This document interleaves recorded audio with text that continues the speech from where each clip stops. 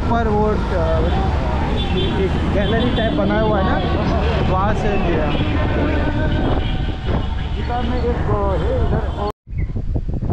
हे बघू शकता मॉनेस्ट्रीमध्ये आलेलो. किती टॉपवरती आहे ते बघा, ह्याच्यावरून समजेल. म्हणजे कमीत कमी अजून आत्तापर्यंत 3 मॉनेस्ट्री आम्ही व्हिजिट केलं. इकडे गुंब म्हणून म्हणतात त्याला. हे बघा तिथे सुद्धा तुम्हाला दिसेल, हे टॉपवरती तिथे फॉग दिसेल. आणि ती पूर्ण सिटी डाऊन साईड पूर्ण, म्हणजे आम्ही कमीत कमी नाही म्हणाल तरी 10 किलोमीटरपासून काठमांडूपासून लांब आहे. पण बॅडला कसं आहे की 3 ठिकाणी गेलो आणि 3ही ठिकाणी त्यांनी आम्हाला, म्हणजे ते क्लोजच आहे. एका ठिकाणी तर काम सुरू होतं अशा पद्धतीने.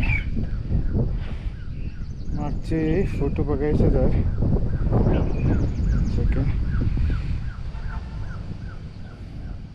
हे बघा इथे आता कॅमेऱ्यात किती क्लिअर दिसतं माहिती नाही. नेपाळ बौद्ध महायान केंद्र गुंबा. ओके, आता ते मॉनेस्ट्रीतले इकडे गुंबा अशा पद्धतीने आहे. बाकी तिकडे सिटी बघू शकता, दिसतंय का नाही माहिती नाही. ते बघा तिकडे लांब हा VIP गेट आहे, पण गेटवरती कोणी नाही आहे. आतमध्ये गेलो असतो तुम्हाला प्रॉपर दाखवू शकलो असतो. हे बघा सिटी बघा, किती बिल्डिंग कसे रंगबिरंगी दिसतात आहे बघा, डोंगराच्या मध्ये वसलेलं.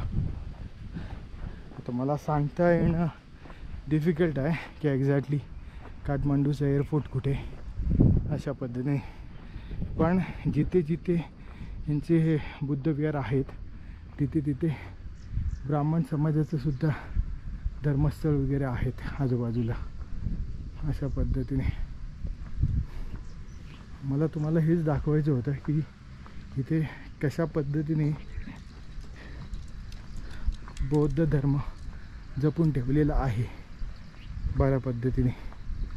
ओके, आणि जेवढे बौद्ध धर्मस्थळ बघितले सगळे माउंटनवरती आहेत, हायटेड एरियाला. हे बघा, हे बहुतेक सुरूचं सारखं झाडसारखं आहे. हवा एकदम क्लीन आहे, थोडीफार डस्ट आहे. पण बॅड लक आहे की हे दाखवता आलं नाही. पण बघा कशा पद्धतीने, आणि इंटरनॅशनल स्टुडंट भरपूर आहेत.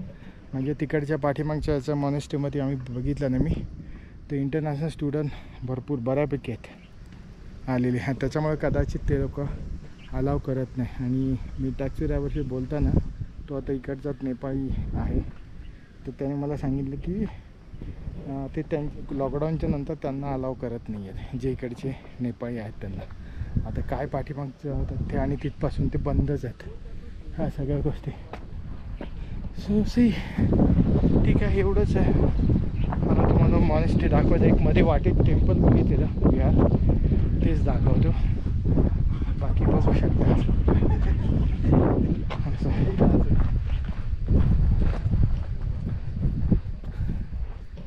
चला.